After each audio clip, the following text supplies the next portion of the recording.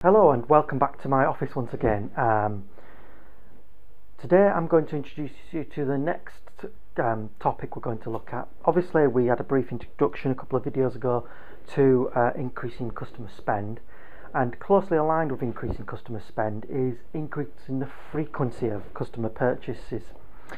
This again is very easy to implement, as most of the processes and business growth strategies that I'll introduce to you, they all tend to be easy to implement, but some take a little more time than others, and frequency is really easy.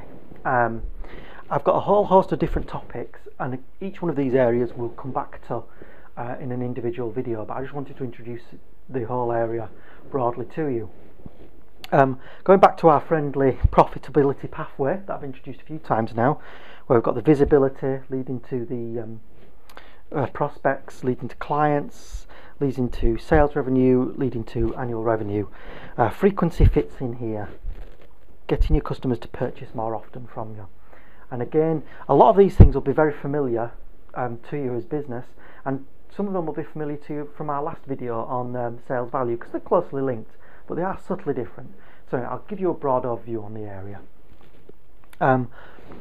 The one that we talked about last time in the last video was upselling, and cross-selling and upselling. Again, they're tools for increasing the amount that people spend with you, but they're also tools for increasing the frequency that people purchase from you, because whilst you may introduce things in a proposal that are upselling, they may not buy them at the time, and it may be that once you've completed a program of work with a client, or a few weeks after that, or even months after that, then you can go back to them again with the upsell options that were in that original proposal. Just go and say, completed work X for you, let's see about work Y. And again, upselling when it's your own products, or cross-selling when it's somebody else's. So go back, ask them to purchase again. People won't give you money unless you ask them for it.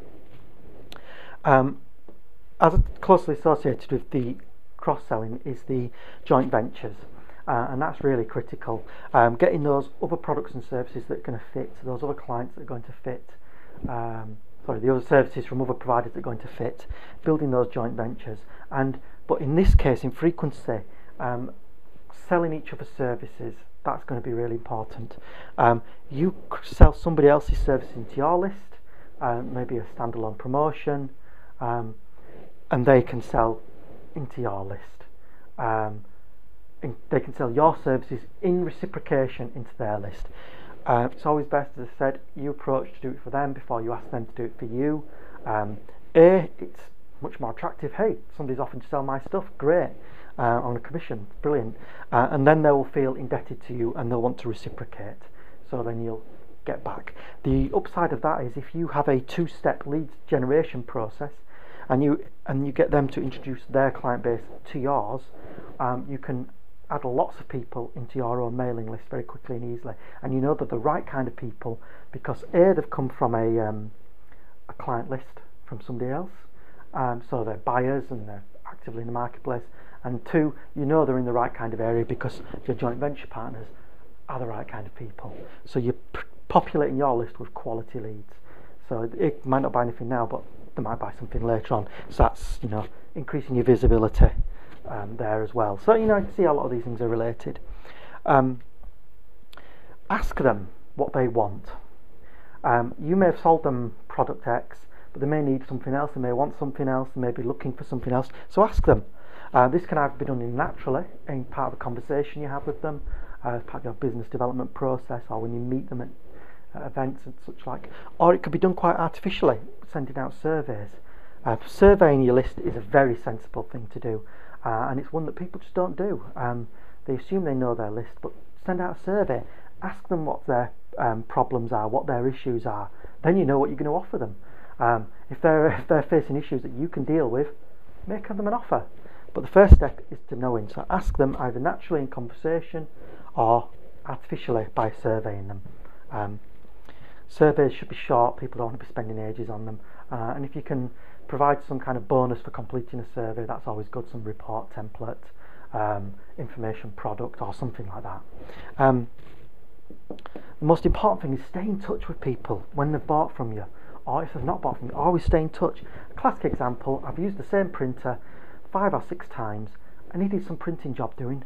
I couldn't racked my brains, couldn't remember their name. I've changed my computer, couldn't find their emails. I would have had to get my old computer out and find it in there. Didn't bother. Just found a new printer. They've lost me. If they'd stayed in touch with me, just monthly email or something like that, they would have got my business again. But they didn't, just from not staying in touch. Very simple matter. This is a print company. For them it'd be easier to stay in touch, just sending a brochure or a letter or anything, flyer through, or just a HTML email, or just a simple email saying just every now and again. They would have retained my business. And that's very common. People leave not because they're upset, not because they've had a bad service or not got good value, but they just leave natural wastage, and you can reduce that just by staying in touch. Sending them an email just saying, hello, don't forget us, do you want anything, let us know, or if you've got something to say, or send a newsletter. It just keeps you at the forefront of their mind. When they're looking at those buying decisions, you're there. I mean, these people may not have bought from you at all, but if you stay in touch, they're more likely to buy from you from anybody else. So they may buy once, and because of that, they may buy 2 or 3 times in a year. Don't miss out. Special offers. These are great, especially if you're a little bit quiet. But never make a special offer without a reason. Never say 50% of our services this week. Why? It just doesn't seem right. People don't trust it. Give them a reason. If you're selling products, you're overstocked. If you're selling services, you may have had some cancellations, some holes in your diary that you need to fill. So you're making a special offer. If you're selling services but you have to buy access to something, for instance, if you buy access to a database or that enables you to do some market research, for instance, don't just buy the database for one project and not use it. Make a special offer to your other client base. We've bought access to this database for a month, we have a special offer. I've used this on numerous times, and quickly put thousands of pounds of extra business into my coffers on a monthly basis, just because I've happened to have a database for a month that I bought for another business. I thought, right, I can quickly churn out some reports here, bang, email my client base with a special offer, £2,500, £3,000 extra income that month, from existing clients. So they just bought more frequently. As we said, upselling new products and services. Training is always a good one. People buy things from you, and they might, especially with consultants, professional service providers, people don't buy regularly. They might buy every month, every 6 months, every year, 2 years. You want to get them to buy more often. Offer them new products and training services. Training, people love a training thing, especially when you come to a course. There's going to be loads of their peers there. Network. We sell some courses, 1-day courses into our client base. £500-600 for attending for a 1-day course. The clients love it. They get great value, and also, I've never yet run a course where one of the participants hasn't bought from me. So I always say, if you buy a consultancy service, you can have the cost of the course refunded, up to 10%, as it were. So you've got to balance the risk a bit there. But courses, brilliant. Again, just something new they can buy from you. Give them an excuse to buy. Peter Thompson he's a genius, this guy. Look him up, peterthompson.com. There's no P in Thompson. He always goes on about the magic matrix, and I'm going to run with Peter's permission. I'll have to ask him. Put a video up about the magic matrix. Basically, you map down the products and services that you offer, and then you map it across the clients that you have, and you just fill in the squares. Right, client X has bought Y, and it finds the gap. Why is client B not buying those products and services yet they're buying those? Why not? Is it probably because they don't know you offer them? Phone them up, ask them, make that offer.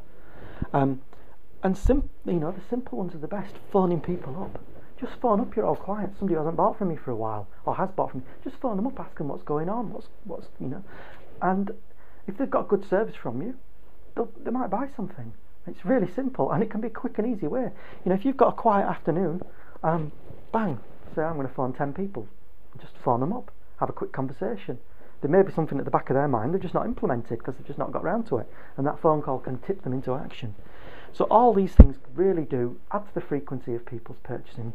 And like I say, we're going to go through some strategies for each of these different topics on videos in future. But I'm sure your minds already have a fire with things that you can do quickly. And you know, there's no expense in any of these, or minimal if any expense. So just do it, drive some income, drive some business, get those people. You've already done the hard work. You've got them to buy from you. You've got them to trust you. Just get them to buy more often. And it's all going on the bottom line. So, thank you again. The next video will be on a topic in here. So keep an eye out for that. It'll be in your emailing tray fairly soon. Thank you again for your attention. And I hope you're finding these videos useful. Let me know. Always keen to hear back from people, testimonials, etc.